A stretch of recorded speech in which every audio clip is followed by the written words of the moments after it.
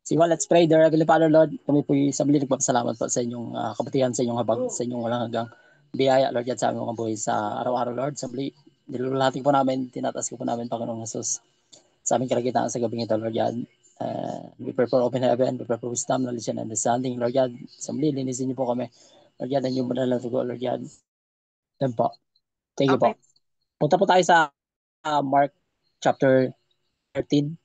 Sige po. Sabi mo dito, Lord,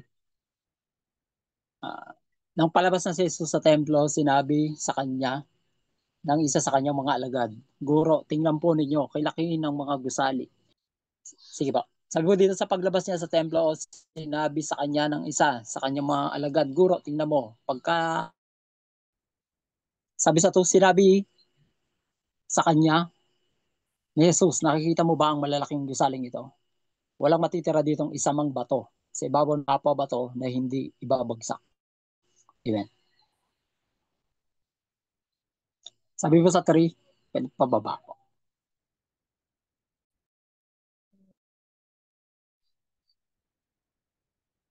Sinabi sa kanya ni Jesus, kita mo ba ang malalaking gusaling ito? Hindi.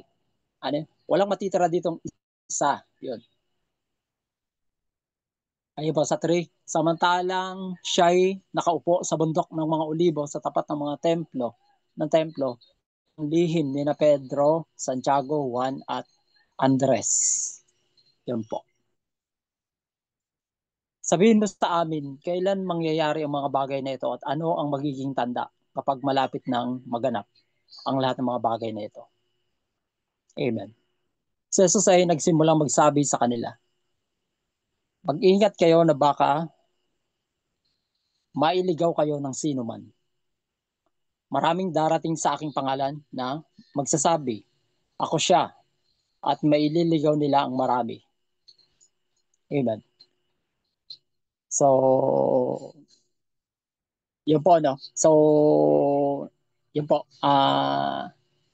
Ina-explain po dito ni Lord po, no po, sa mga alagad niya po, no po, yung pagkawasak, yung darating na pagkawasak ng templo ng Israel, ng Jerusalem.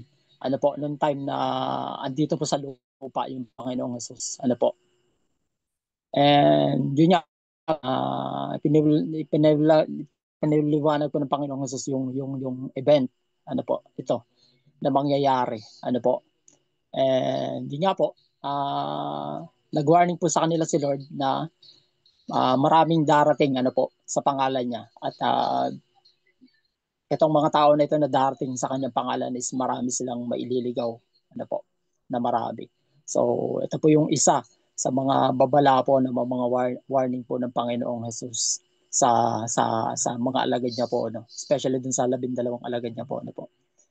Na praise God po rin po ang Panginoong Jesus ano po kasi yung mga panahon pong ito talagang yung mga revelation ng Panginoong Jesus is talagang ano po talagang tawag dito exclusive po talaga ano po sa mga 12 alagad niya dun sa iba pang ano po ano. But most especially po ano po dun po talaga sa 12 alagad ng Panginoon. Again, yung revelation na ano po talaga ano po na special na revelation ano po na ipinapahayag po sa kanila ng Panginoon ano po na sinasabi po ng Panginoon ano po sa kanilang lahat ano po ng mga alagad ng Panginoon. And yun mapalad po tayo kasi sa time po natin yun talagang maski even as ano po na experience natin nararanasan po natin yung lahat ng mga revelation na maaring ipahayag po sa atin ng Panginoon ano po. Amen. So, yan, purihin po ang Lord. Yun po, sabi ni Lord sa 7, subalit kapag nakaroon ng mga digmaan, huwag kayong magbahala. Mga bagay na ito ay dapat mangyari. Ngunit hindi pa yon ang wakas. Amen. So, isa din po na po mga revelation na sinabi ng Panginoon sa 12 alagad niya, ano po, is yun niya, yung mga darating na mga yung mga balita ano po yung mga darating na sapagkat maghihimagsik ang bansa laban sa bansa at ang kaharian laban sa kaharian at lilindol sa iba't ibang dako. Magkakaroon ng taggutom. Ang mga ito ay pasimula lamang ng paghirap. Amen. So praise God. Purihin po. Again, ano po, nag-reveal po may nireveal po ang Panginoong Jesus ano po, sa 12 alagad. Ano po, nila, nung time nila. And magtatanong po tayo, nangyari ba ito? Lahat ng mga sinabi na ito ng Panginoong Jesus. Opo, ito po yung nangyari talaga. Sa time nila, ano po. Kaso, kung itatakal pa po natin, medyo mahaba po kasi regarding sa Google, andiyan po yan. Salamat sa mga technology nito. Ano po, lahat ng history. Yun po. Thank you po. Balik po tayo. Sensya na po. Nawawala-wala talaga yung signal po. Ngunit para sa inyong mga sarili, mag-ingat kayo sapagkat kayo ibibigyan nila sa mga Sanhedrin. Kayo hampasin sa mga sinagoga. Kayo itatayo sa harap ng mga gobernador at ng mga hari dahil sa akin bilang patotoo sa kanila. Amen. Ang kailangan munang may pangaral ang ebanghelyo sa lahat ng mga bansa. Kapag kayo dinala nila sa paglilitis at kayo ipinadakip, huwag kayong mabalisa kung ano ang inyong sasabihin. Ngunit sabihin ninyo ang anumang ipagkaloob sa inyo sa oras na iyon, sapagkat hindi kayo ang magsasalita kundi ang Espiritu Santo. Amen. So maliwanag po ano po ang instruction po sa kanila ng Panginoong Hesus ano po. Regarding sa kanila, sa persecution na daranasin nila, ano po. Maliwanag po doon, ano po, ni-reveal na sa kanila ng Panginoon talagang ipe-persecute talaga sila. To the point na dadalhin po sila sa mga hukom, ano po, sa mga Sanhedrin, sa mga ano yun, sa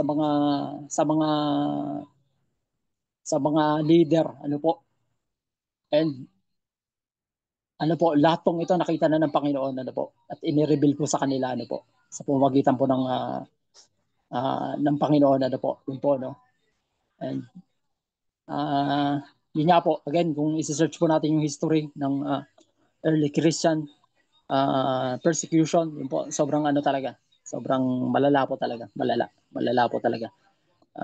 To the point na, yun, Kristiyano nun ay talagang pinapako sa krus, sinusunog na buhay. Lalo na nung time ni Emperor Nero ng Roma, ano po, pinakain sa mga leon, ano po, yun, basta nandiyan po yan lahat sa Google. I-search nyo na lang po kung meron po kayong time. Ano po. Yun. Again, yung early Christian persecution. Diyan po yan lahat. Uh, Malayo po tayong matutuklasan yan, yung mga bagay na yan. Ano po. Even. And, ba't po sa sinasabi ng Panginoon,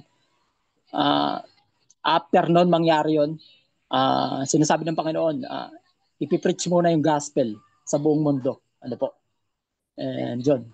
And I pray nakakasunod po tayo sa sinasabi ng Panginoon ano po sa ano nito sa book na ito ng Marcos yun po. Amen. Matagal sinasabi po doon ng Panginoon again i-preach yung mabuting balita ng Panginoon. And praise God nakarating na po nga sa atin ngayon noon yung pinupisi ng Panginoong Jesus noon nakarating at nangyayari na po sa atin sa time natin ngayon ano po. At marami na po nakakaalam tungkol sa mabuting balita ng Panginoon around the world ano po yung buong mundo alam na po nila ano po, yung mabuting balita ng Panginoon.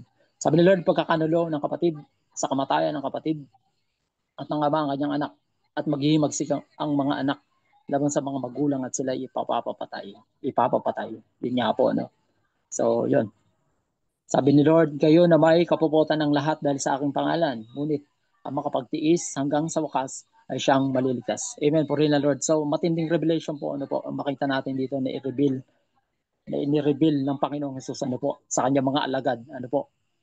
And again kung search po natin yung history ng 12 alagad ng Panginoon, si Peter pinako po siya ng patiwarik sa Roma ano po dahil yun marami pang sa 12 alagad ng Panginoon may pinugutan ng ulo ano po dahil sa pagsunod sa kalooban ng Panginoon ano po at nangyari po itong dito po sa event na ito lahat ng sinabi ng Panginoon dito ay nangyari po talaga sa kanilang lahat. Ano po?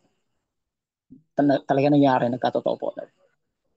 Sabi ni Lord, ngunit kapag nakita ninyo ang karumal-dumal na paglapastangan na nakatayo sa dakong hindi niya dapat kalagyan, unawain ang bumasa, kung magkagayoy dapat nang tumakas sa mga bundok ang mga nasa Judea.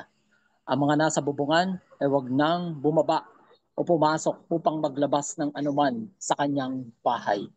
Amen. Ang nasa bukid ay wag nang bumalik upang kumuha ng kanyang balabal.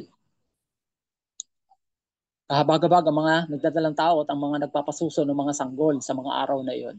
Amen. So, ito pong event na ito, ano po, yung sinasabi ng Panginoon, ano po, uh, pababa ulit dun sa, ano bang, ano yun, 14 ba yun?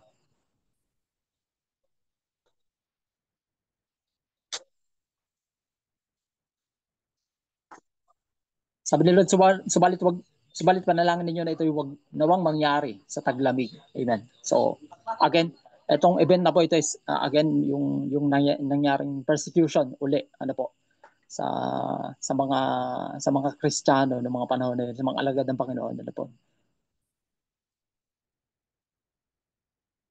Pwede po pababa ng konti. Pataas. Pababa pa. Sa, sa 14 po. 14 ba yun?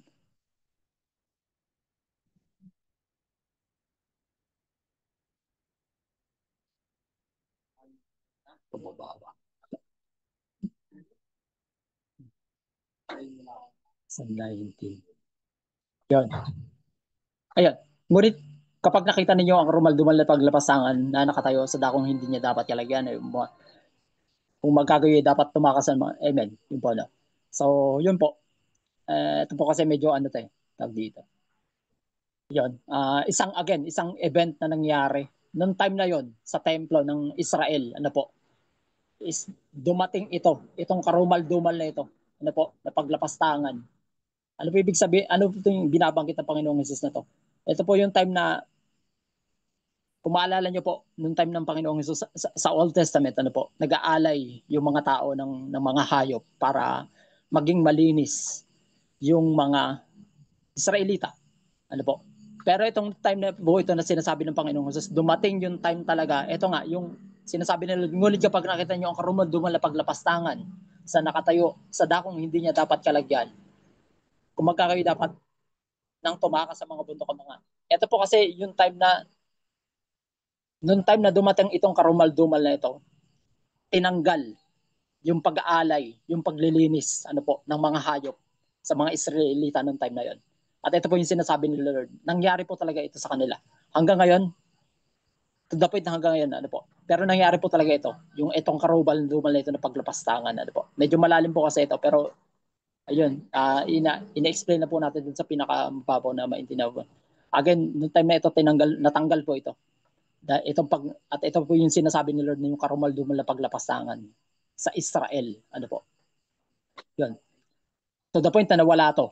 And to the point na kung ngayon po, kung pupunta po kayo sa Israel, may mga nakaposisyon na po doon. Ano po? Sa templo na 'yon. Sa templo na 'yon ano.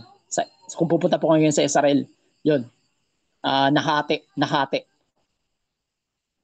Kung aano niyo po yung ano ngayon, ano na siya eh. Uh, yung kalahati na sakop ng ng Roman at yung kalahati na sakop na ng Muslim country. Ano po yung loob. Yun. Pero kung yun nga, yun. And, ang alam mo lang po, pinupunta lang po natin dito is nangyari talaga ito. Itong sinasabi ni Lord, yung karumal-dumal, ano po, ng paglapastangan. Kaya ito, in-explain nila dito, kung mangyari ito, dapat nang tumakas sa mga bundok yung mga nasa Judea. Yun nga po, no? At nangyari talaga ito sa kanila. At parte po ito ng pagwasak talaga sa mga Israel. Pagkawasak talaga. Ano po? Talagang ano ito eh, tawag dito. Yun talaga. Kumbaga naka-schedule talaga ng mga panahon na yun before pa dumating ang Panginoong Hesus. In-schedule in-schedule na talaga to ng Diyos Ama. Ano po? Yun po. In-schedule na naka-schedule na talaga ito. Yun. Itong pagwawasak na ito. Hanggang sa time na dumating ang Panginoong Hesus to the point na si Jesus na mismo ang nag-explain nung pinaka-final, hindi naman final, yung kumbaga yung ayun na rin yun, yung last na mangyayari sa templo. Ano pa? Kaya yun nga po, kung mapapansin nyo kanina dun sa pinakataas unang statement ni Lord dun sa pinakataas na itong ano na ito ng Mark chapter 13. Sinasabi ni Lord doon, makikita nyo, no, lahat ng mga bagay na ito na nakikita nyo, na sobrang ganda ng templo, mabawasak ito lahat. Ano po? Kasi nga po, prinopisay na yon. Sinabi na yun ng Diyos Ama, na darating talaga yung pagkawasak ng templo. Ano po? Magtatanong po tayo, bakit pinasak ni Lord yung templo ng Israel noong time? Especially noong time ng Panginoong Jesus, bakit winasak ng Lord? Nga po, dahil isa sa mga dahilan na yan is yung pagsamba ng mga Israelita sa mga Diyos-Diyosan. Ano po? Yung pagtalikod nila. At merong malalim ito na dahilan. Kung mababasa niyo po dun sa First King, andun po yon yung story talaga. Isa sa mga binitiwan na salita ng Diyos Ama regarding sa pagwasak na itong yun, ng templo na ito. Ano po? Na sinasabi ng Lord doon, kung sila itatalikod sa kanilang Diyos at sila isasamba sa ibang mga Diyos-Diyosan, wawasakin ng Panginoon. Ano po? Andun po yan. Ano po? Sa First King. At kaya po ito nangyari talaga sa kanila, itong pagkawasak na ito. Ano po? Yun. Amen. Yun. So yun po. Baba po tayo sa 15. At ang nasa bubungan ay wag nang bumaba o pumasok upang, ano yun? Upang, sa 15 po tayo. Yun po. Thank you po. At ang nasa bubungan ay wag nang bumaba o pumasok upang maglabas ng anuman sa kanyang bahay. Ang nasa bukid ay wag nang bumalik upang kumuha ng kanyang balabal. Bago-bago mga nagdadalang tao at ang mga nagpapasuso sa ng mga sanggol sa mga araw na iyon. Amen. Baba po tayo sa 18 po. Subalit ipanalangin ninyo na ito'y wag nawang mangyari sa taglamig. Amen. Sapagkat sa mga araw na iyon ay magkakaroon ng kapighatian na ang gayoy hindi pa nangyayari buhat sa pasimula ng paglilikha na nilalang ng Diyos hanggang sa ngayon at hindi na mangyayari kailanman. Amen. So, yun nga po, no? Kung nasusundan po natin yung salita ng Panginoon, ito po yung time na darating naman sa time natin ngayon. Ano po? At ito po yung panahon ng 7-year tribulation. Ano po? Mababasa po natin yan, ano po, sa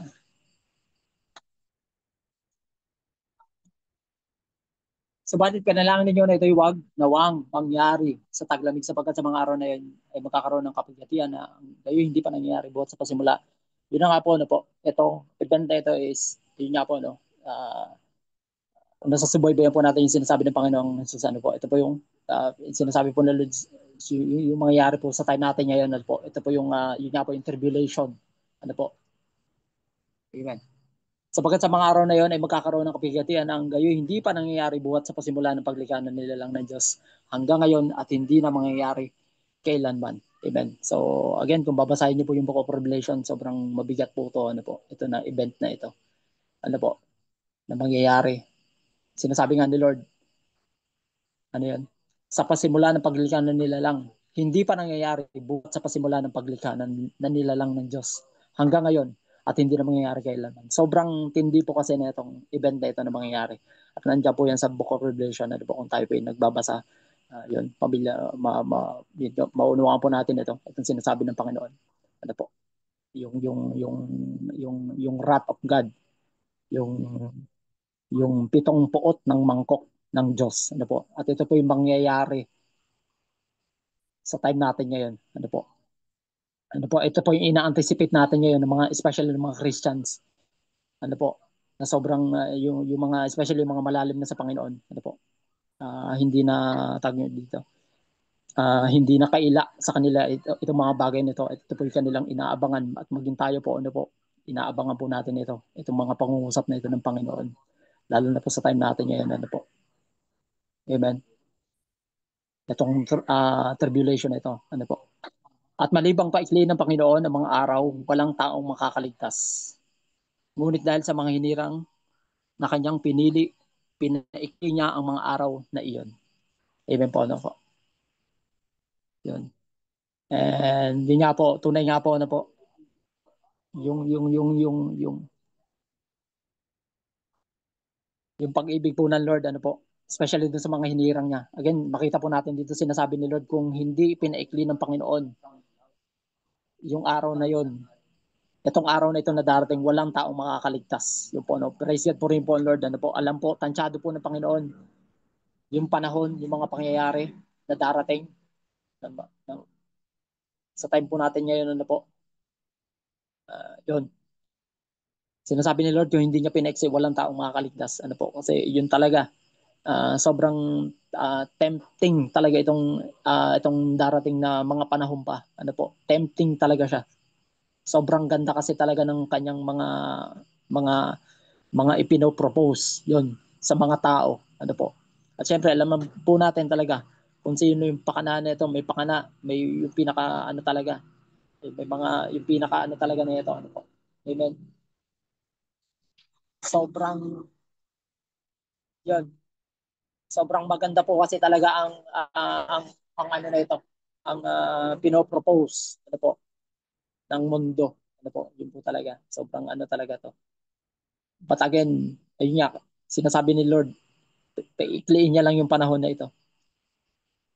Ngunit dahil sa mga hinirang na pinili, ano, sinasabi po ni Lord, pinaikli niya ang mga araw na yon. Amen. So, purihin po ang Lord, ano po. Yan po. Baba po tayo sa 20, 21. 21. Kung may magsabi sa inyo, narito ang Kristo o tingnan ninyo, naroon siya, huwag ninyong paniwalaan. Amen. Noon at maging ngayon po, ano po, sa time natin, maraming mga nagpapanggap na Kristo. Ano po, at nag-warning po ang Panginoon natin. Ang Panginoon, kung paano po siya nagbibigay ng babala sa mga alagad niya nung time na nandito po siya sa lupa. Ganun pa rin po sa time natin ngayon. Ano po, still, nagbababala pa rin ng Panginoon na itong mga Kristo na ito. Ano po, amen. Maglilitawan ng mga bulaang Kristo at ang mga bulaang propeta at magpapakita ng mga tanda at mga kababalaghan upang mailigaw nila kung maari ang mga hinirang. Amen. So, pansin nyo po, ano po, sinasabi ng Panginoong Jesus, ultimo yung mga hinirang niya, madadaya, ma, malilin lang na itong mga bulaang Kristo na ito at mga bulaang propeta na ito. Ano po? Amen. So, ganun katindi itong mga bulaang propeta na ito. Ano po? At yung mga bulaang Kristo na ito. Ano po? Na winarning, matagal nang winarning ng Panginoon hanggang sa time natin po ngayon. Ano po? Yung mga bulaang propeta, bulaang Kristo, yun po. So, yun yun. Pinag-iingat po tayo ng Panginoon. Ano po? Sabi ni Lord sa 23, ngunit mag-ingat kayo. Ipinagpaon ako ng sabihin sa inyo ang lahat ng bagay. Amen. So, yun po, ano po. Praise God po rin po, Lord. Ano po? Noon at ngayon po, still the same. Hindi nagbago ang Panginoon na kanyang salita. Kasi alam po ng Panginoon yung past, present, and future na mangyayari sa buhay po ng tao. Ano po? Especially sa atin. Ano po? So again, nagbibigay po sila ng babala sa atin. Ano po? Sa mga alagad niya ron at ganun din po sa atin ngayon yung mga tinawag po ng Panginoon. Ano po? Amen. Sabi sa 24, ngunit sa mga araw na yon, pagkatapos ng kapighatiang iyon, magdidilim ang araw at ang buwan ay hindi magbibigay ng kanyang liwanag. Amen. So ito na po yung parte again ng tribulation. Ano po? Na sinasabi ng Panginoon. Ngunit sa mga araw na iyon, pagkatapos ng kapighatiang iyon, magdidilim ang araw at ang buwan ay hindi magbibigay ng kanyang liwanag at malalaglag ang mga bituin mula sa langit at mayayanig ang mga kapangyarihan sa mga langit. Amen. So yun po ano. So share ko lang po ano po regarding etong at malalaglag ang mga bituin mula sa langit. Amen. May revelation po. May na may may nag ano po kasi na ito, may nagpapatoo ano po. Ipinakita po sa kanya ng Panginoon regarding itong sa mga bituin na ito. Ano po? Bumagsak sa lupa. Ano po? Ang pinakita po sa kanya ni Lord is yun nga nagpapanik na yung mga tao sa tren, yun sa sakayan ng tren. Ano po? Nangyari po to sa US, yun. Parang sa New York ata siya nangyari. So ang pinakita, dinala mismo siya doon ni Lord sa pangyayaring yun. Yun, nakita niya nagpapanik yung mga tao, yun. To the point na talagang nagtatakbuhan, nag-ano talaga. Tapos meron siya nakikitang apoy, etong babae na ito, lalaki na ito. Meron siya nakikitang apoy na yun nga, na apoy, as in tumatakbo na apoy doon. Tapos hinahanap niya yun kung saan galing yun. Tapos merong mga ipo-ipo siya na nakikita. Yun. Tapos hinahanap niya yun. Basta nagtatakbo yung mga tao. Yun. Tapos hinahanap niya kung saan banda yun. Yung merong sumisigaw, nagsisigawan, at meron siya naririnig ng sumisigaw na sobrang talagang kakaibang boses siya. So yun, nap- napunta siya dun sa park na malawak. Yun. Tapos yun yung nakita niya, demonyo na sobrang laki. Sobrang laki talaga. To the point na, alam niyo po yun, yung parang talagang nagbo-boast yung demon na yun. Kumbaga sa atin, yun talagang sobrang meron siyang galit, puot talaga sa mga tao. Talagang to the point na naghahanap siya ng tao na pwede niyang patayin talaga. At yun po yung nireveal sa kanya ng Lord. Regarding dito sa at malalaglag ang mga bituin. Ito po ng mga bituin na ito na sinasabi ng Panginoon, mga demons po ito. Ano po? Nabababa dito sa lupa. Pagdating na itong tribulation na ito. Ano po? And I do believe na i-share na ito ni Pastor Negs. Itong mga bituin na ito. And nung time na narinig ko to, sabi ko tama si Pastor Negs. Regarding sa ito, itong mga bituin na ito. Ano po? Mga demons po ito, ano po, na magbababaan. Sinasabi nila at malalaglag mga bituin mula sa langit. Mga demonyo po ito. Ano po, nabababa dito sa lupa at wawasakin nila with authority na patayin po sa inyong mga tao na matitira dito po, ano po, sa lupa. Ano po, yun. At, pero before po ito mangyari, again, inulit ko po, yung ina-anticipate ng tao, ng Panginoon, is bago po ito mangyari yung rapture po talaga. Ano po, yung rapture po talaga ang unang mangyayari. Ano po, sinasabi nga ni Apostol Pablo, sa isang kisap mata, kukunin ni Lord. In a blink of an eye, aangat yung mga para kay Lord. Ano po? Amen. Yung mga pinili po ng Panginoon, ano po? Sila po iaangat sa langit. Ano po? Yun po yun. It's up on our Bible, sa ano po? Sa Luke chapter 17, verse 35.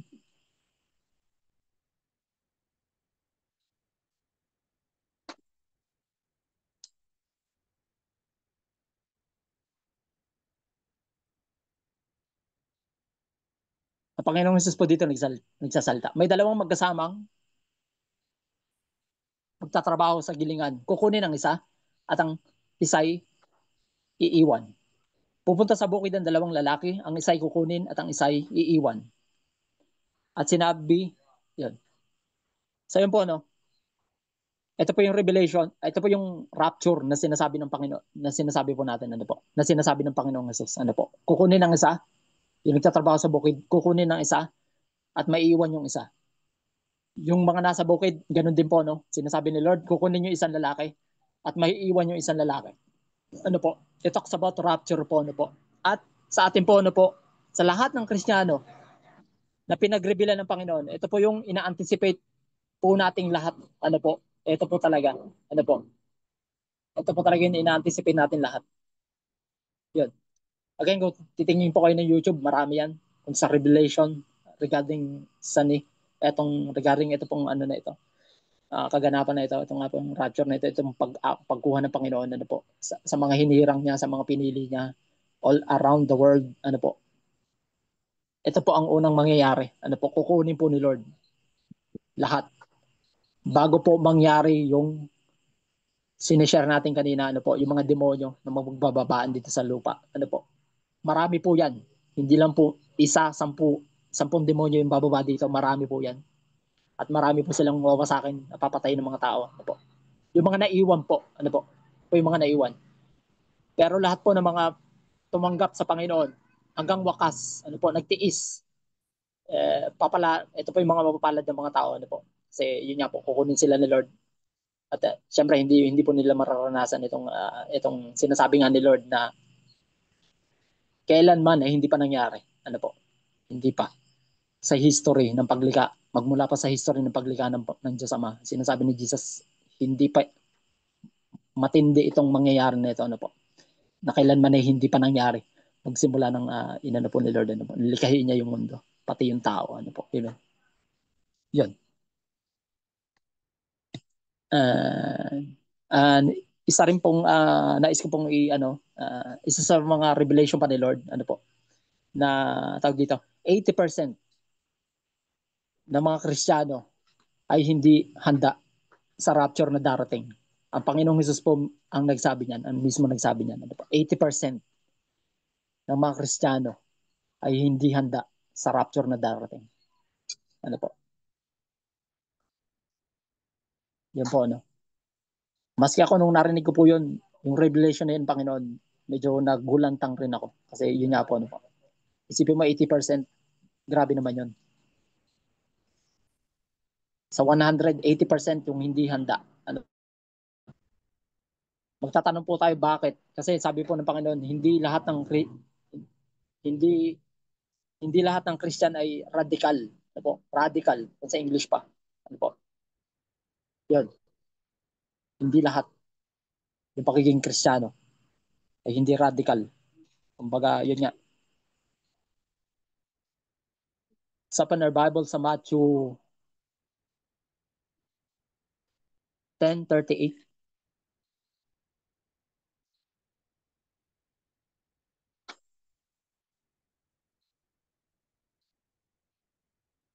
sinasabi po ni Lord, magtatanong tayo, ano ba yung mga rason kaya na pwede nating maisip kung bakit sinasabi ni Lord na hindi, yung mga Kristiyano is hindi radical. Siguro nga, ito nga po, yung sinasabi ni Lord, isa, at ang hindi nagpapasa ng kanyang krus at sumusunod sa akin ay hindi karapat-dapat sa akin. Siguro, ito yung isa, mahirap pagpasa ng krus, talaga. Kung lalo na po kung talagang, yun nga, especially, yun, mahirap pasanin yung krus na sinasabi ni Lord. At para sa akin, ito yung mga isa sa mga rason siguro kung bakit 80% sinasabi ni Lord is hindi handa. Kasi yung tao siguro walang time na magpasa ng krus. Ano po? Yung kanilang krus. At yung pagsunod, ano po, sa Panginoon. Kaya ito po, ano, sinasabi ni Lord, at ang hindi magpapasa ng kanyang krus at sumusunod sa akin, hindi karapat-dapat sa akin. Ano po? Maliwanag po yung salita ng Panginoon, yung word ng Lord. Ano po? At kung ibababa na natin ito, ang nagsisikap magligtas ng kanyang buhay ay mawawalan nito. At ang mawala ng kanyang buhay dahil sa akin ay makakatagpo nito. Siguro po napakahirap kasi mawalan ng buhay para sa tao kaysa yung mawalan ka ng buhay para sa Panginoon. Mas madaling, ano ba to? Mahirap mawalan ng buhay para sa sarili mo kaysa yung mawalan ka ng buhay sa Panginoon. Parang ganun po. Ano po? And sa tingin ko, yun pa. Isa pa ito sa mga rason talaga na, again, mahirap, may iwan, na po, may iwan. Ang nagsisikip magligtas, again, ang nagsisikip magligtas ng kanyang buhay ay mawawalan nito. At ang mawala ng kanyang buhay dahil sa akin ay makakatagpo dito. Ano po? So yun po yung partido ng Panginoon, ano po. Kung isasacrifice natin yung buhay natin para sa Kanya, sinasabi ni Lord, makakatagpo ang mga taong ito ng buhay na hinahanap niya. Ano po. Pero yung mga nagsisikap magligtas ng kanyang buhay ay mawawalan. Sinasabi po ng Panginoon. So, siguro, ito, yung mga rason uh, na siguro, isa sa mga rason kung bakit, yun nga, sinasabi ng Panginoon, 80% ng mga tao, ng mga Kristiyano especially, ay hindi handa sa rapture na darating. Sa Panay Bible sa Luke, Romans chapter 12, verse 2. Romans chapter 12, verse 2. Opo. Huwag ninyong tularan ang sanlibutang ito, kundi magbago kayo sa pamamagitan ng pagbabago ng inyong pag-iisip upang mapatunayan ninyo kung alin ang mabuti, kasaya-saya at lubos na kalooban ng Panginoon. Amen. Ulitin ko po, no? Huwag ninyong tularan ang sanlibutang ito. Doon sa English na ito, do not conform, ano po? to the pattern of this world. Ano po, huwag ninyong tularan ang sanlibutan ito, kundi magbago kayo sa pamamagitan ng pagbabago ng inyong pag-iisip. Ano po? Yun po, no, wina-warning sa atin ng Panginoon, ito po, magbago daw po tayo sa pamamagitan ng pagbabago nating pag-iisip. Sinasabi ni Lord. At huwag nating tularan ang pattern ng sanlibutan ito. Siyempre, alam po natin yung pattern ng sanlibutan. At alam natin kung sino yung namamahala, namumuno sa sanlibutan ito. Ano po? Upang mapatunayan ninyo kung alin ang mabuti, kasaya-saya, at lubos na kalooban ng Diyos. Amen. So, yun po, no? Sinasabi ng Panginoon, mapapatunayan natin sa pamamagitan ng pagbabago ng ating isip kung ano yung mabuti sa Panginoon at ano yung kasaya-saya sa Kanya. Ano po? Sa ganitong way, ano po, makikita natin yung pagkakaiba. May kukumpara po natin yung pagkakaiba, ano po. Ano po?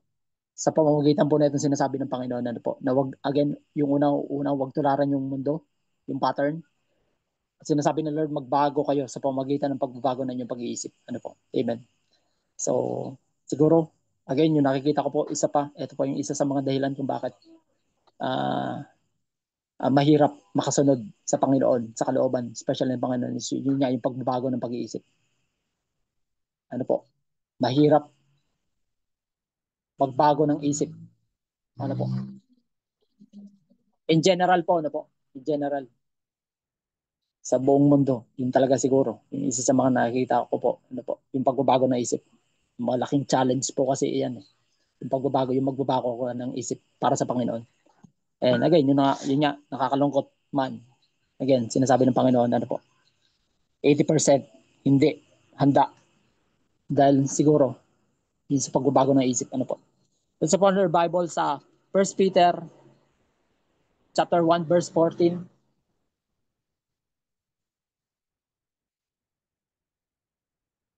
Tulad ng mga masunuring mga anak, huwag kayong gumaya sa masasamang pagnanasan ng inyong kamangmangan noong una.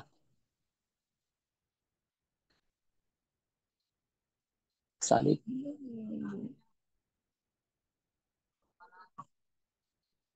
Sa halip, sige, dire-diretso na po natin. Tulad ng mga masunuring mga anak, huwag kayong gumaya sa masasamang pagnanasa ng inyong kamangmangan noong una. Sa halip, yamang banal ang sa inyo'y tumawag, maging banal naman kayo sa lahat ng paraan ng pamumuhay. Sapagkat nasusulat, kayo'y maging banal sapagkat ako'y banal. Amen. Ang hirap, ano po, yung maging banal. Hirap talaga nun. Mahirap talaga siya. Yun yung realidad ng buhay. Mahirap maging banal.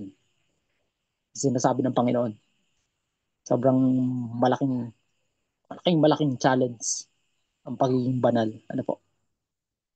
And yun nga po, siguro sa tingin ko isa pa ito sa mga dahilan sa sinasabi ni Lord. Ano po?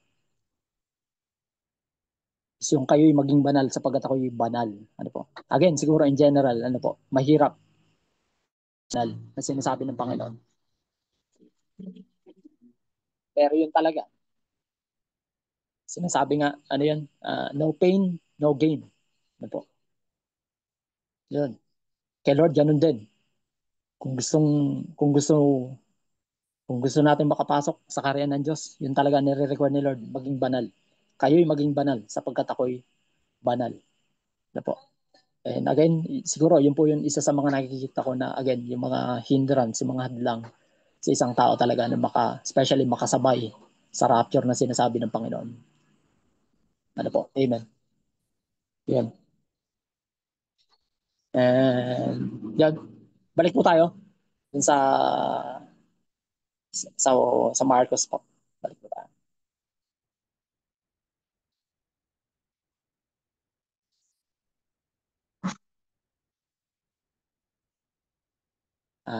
Yan. At malalagay ang mga bituin at mayanig yung mga kapangyarihan sa mga langit. Yan, mga demons pa rin yun, magbababa dito sa lupa. Pagkatapos makikita nila ang anak ng tao na dumarating sa mga ulap na may dakilang kapangyarihan at kalwalhatian. Pagkatapos ay susuguin niya ang mga anghel at titipunin ang kanyang mga hinirang mula sa apat na hangin, mula sa mga dulo ng lupa hanggang sa mga dulo ng langit. Sige po, baba po tayo. Sa puno ng mga igos ay pag-aralan ninyo ang talinhaga. Kapag nananariwan ang kanyang sanga at sumusupling ang mga dahon, ay nalalaman ninyo na malapit na ang tag-araw. Gayon din naman, kapag nakita ninyong nangyayari na ang mga bagay na ito, alam ninyong iyon ay malapit na. Nasa mga pintuan na. Katotohanan sinasabi ko sa inyo, hindi lilipas ang lahing ito hanggang sa maganap ang lahat ng mga bagay na ito. Sinasabi po yan ng Panginoon. Ang langit at ang lupa ay lilipas, ngunit ang aking mga salita ay hindi lilipas. Diba po tayo? Ngunit tungkol sa araw o oras na iyon, ay walang nakakaalam kahit ang mga anghel sa langit, kahit ang mga anak, kundi ang Ama. Sinasabi ng Panginoon, walang nakakaalam ng oras, ano po. Maging yung mga anghel ni Lord, maging siya. Sinasabi ni Jesus, hindi niya alam. Yung Ama lang, ano po, yung nakakaalam nung eksaktong oras na yun, na muling pagbabalik ng Panginoon. At yung rapture na yan, ano po. Kayo'y mag-ingat, kayo'y magbantay, sapagkat hindi niyo nalalaman kung kailan ang panahon. Yun na nga po, no? Sinasabi ni Lord, pinag-iingat niya po tayo, magbantay po tayo, sapagkat hindi po natin alam yung panahon. Panahon, sinasabi ng Panginoon, tulad ng isang tao na umalis upang maglakbay, sa pag-alis niya sa kanyang buhay ay at pagkabigay ng tagubilin sa kanyang mga alipin, sa bawat isa, ang kanyang gawain ay inutusan ang tanod sa pinto na magbantay. Ganon din po tayo, ano po? Umalis na si Lord, yung mga itinalagyan niya po dito sa lupa, ano po? May mga, tayo po yun, ano po? Mga itinalagyan ng Panginoon, ano po? Na binigyan po tayo kada isa po sa atin, ano po, binigyan po tayo ni Lord ng assignment, ng mga gawain na dapat po natin gawin, ano po? Alam po natin yan. At sinasabi ni Lord doon, may iniwan siya ng bantay, ano po? Kaya't maging handa kayo, bantay sa pintuan, ano po? Sinasabi ni Lord, kaya't maging handa kayo, sabagat hindi niyo nalalaman kung kailan darating ang Panginoon ng bahay. Yun nga po, nag-warning po si Lord, ano po? Hindi, again, regarding dun sa pagdadating ng Panginoon, ano po? Kung sa gabi, sa ating gabi, sa pagtilaok ng manok, o sa umaga, yun po, no? Sinasabi ng Lord, maging handa tayo, sapagat hindi natin nalalaman kung kailan darating yung Panginoon ng bahay, yung Panginoon, ano po? Sinasabi ni Lord sa 36, baka sa bigla niyang pagdating, ay matagpuan niya kayong natutulog. Yun na nga po, ano po? Yung pagkatulog, ano po? Meron po kasing physical na pagkatulog na masarap itulog to the point na parang ayaw mo nang tumayo. At meron din pong spiritual na pagkatulog. At yung spiritual na pagkatulog po, iba naman yun. Hindi mo siya mararamdaman physically, pero spiritually, yun. Kung pwede lang sumigaw yung espiritu mo, yung kaluluwa natin yun. Iba po kasi yun yung pagkatulog na spiritual, hindi mo siya mararamdaman. Ano po, to the point na yun nga, mapapahama ka na lang. Sa matinding tulog po ito, ano po, yung demonyo ng slumber, ano po. Sa ibang translation ng slumber is yun nga, yung relax, uh, hindi ka nagsasalita, especially yung dun sa katotohanan, yun po. Uh, yun po, mahirap po nakaaway yung demonyo ng slumber. Ano po, demon po ito, yung demon ng slumber, ano po, yung pagkatulog. Sa spiritual realm po, ito po ay talagang taktika nila. Planado po ito, planchado po ito na kanilang paggalaw sa spiritual realm. Ano po? Kumbaga ano po ito tawag dito, may pattern yung ganitong klase ng atake ng kaaway, especially sa mga Kristiyano, especially dun sa mga leader. Ano po? Yun. May ano po ito tawag dito, may strategy. Yun. Para patulugin ng isang anak ng Panginoon. Yun po. Estratehiya po ito, matinding may pamamaraan po ito para patulugin ang isang Kristiyano. Yun po, yun po. Sabi na well planned po ito. Itong taktika na ito. Again, yung demonyo po ng pagtulog is ano po yan, planado po yan. Talagang yun nga. Yun. To the point na ipipid ka sa lahat ng mga pwede mong malibang. Yung pwede kang malibang sa lahat ng pwede mong mapaglibangan dito sa mundo. Lahat yan, ibabala nila. At planado po yan, hindi po sila umaatake nung biglaan lang. May plano po, may sunod, pagkakasunod-sunod po. Yun. So, yun. So, kung tayo po ay dumaranas ng ganitong klase ng atake, ng kaaway, pag-pray po natin sa Panginoon, mag-fasting po tayo kung kinakailangan po. At mag-pray po tayo. Yun po. Para matanggal po ito sa atin. Ano po, ma-eliminate po ito sa atin. sa pamamagitan po ng tulong ng Panginoon. Again, sinasabi dito ng Panginoon, baka sa bigla niyang pagdating ay matagpuan niya kayong natutulog. Amen. No po. And yun nga po, no? I do believe dun sa sinasabi ni Lord na 80% hindi handa sa rapture. Kasi I do believe ito yung isa sa mga trigger talaga. Yung spiritual slumber, yung demonyo ng slumber. Ano po, si spiritual. Ano po. Lalo na sa time po natin ngayon, marami talagang pinipid sa music, sa television, entertainment, pagkain, libangan. Ano po, yun, yun. Yun yun po. Punta po tayo. Punta po tayo sa Luke chapter 17 verse 35.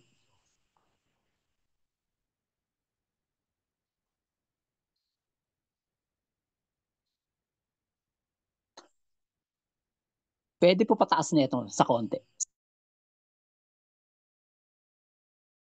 Sa taas po, sa 30.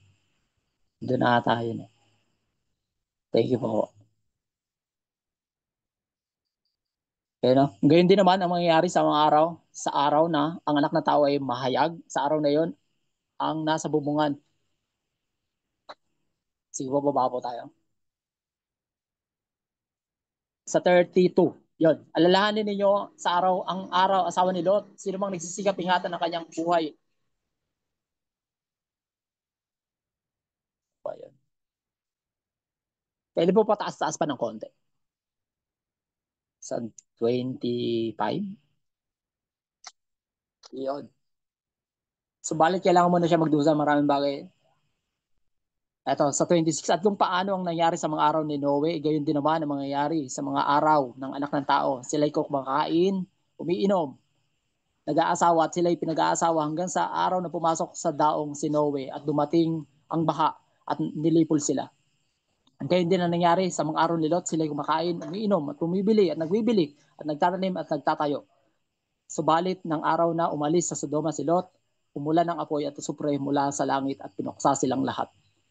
Gayon din naman ang mangyayari sa araw ng anak ng tao, na ang anak ng tao ay mahayag.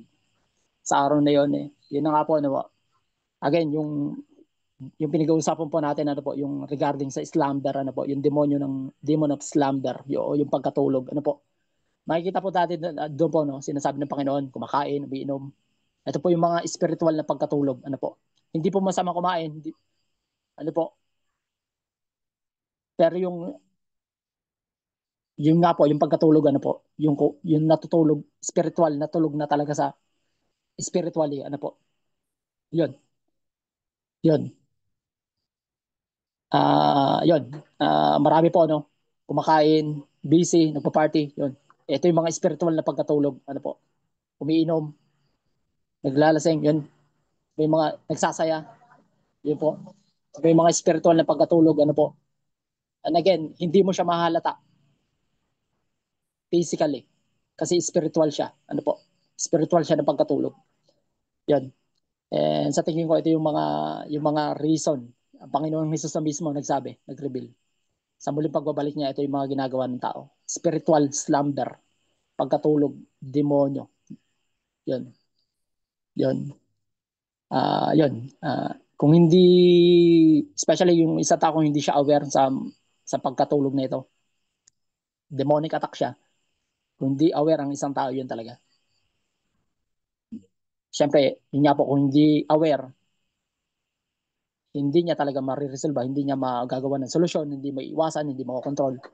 Yun po, no? Parang gano'n. Yun. So, yun. So, yun po, no? So, I do believe ito yung mga, ano talaga, yung mga matindi. At isa sa mga matinding atake na, na meron, na planado ng kaaway. Ano po? Alam po natin yan. Amen. So, yan. So, yung, again, malala po yan, spiritual na pagkatulog, slumber, yun po. And again, sa time natin ngayon, sobrang dami yan, sobrang dami, dami talaga. Entertainment, music, alak, party, pagkain, material things, pera, yun po. Hindi po masama lahat yan, pero yun nga po, no, yun, mapapansin po natin yan, kung yung makukumpara po natin yung pagkatulog dun sa normal, ano po. So, Balik po tayo doon sa Marcos chapter, sa Marcos po. Kunti na lang. Baka sa bigla niyang pagdating ay matagpuan kayong natutulog. Yun nga po, ano po, wag po tayo matulog. I-review po natin spiritually, kung tayo po ay natutulog spiritually. At ang sinasabi ko sa inyo ay sinasabi ko sa lahat, maging handa kayo. Amen. Siguro ito yung pinaka-pinali talaga, yung pinaka-final ano talaga ni Lord, ano po, na nais po iparating ni Lord sa bawat isa, sa ating lahat. Ano po? At ang sinasabi ko sa inyo, ay sinasabi ko sa lahat, maging handa kayo. Amen. So maging handa po tayo. Yung po ang wina-warning sa atin, ipinapaalala po sa atin ng Panginoon sa gabing ito, sa kanyang salita. Ano po? Ito po yung mensahe ng Panginoon para sa bawat isa. Eh, yun lang po. Salamat po sa Panginoon. Salamat po sa kanyang salita. Malulahati po, maitas po. Glory to God. Sa kanya po lahat ng papuri sa gabing ito. Salamat po kay Lord. Thank you po. Thank you po.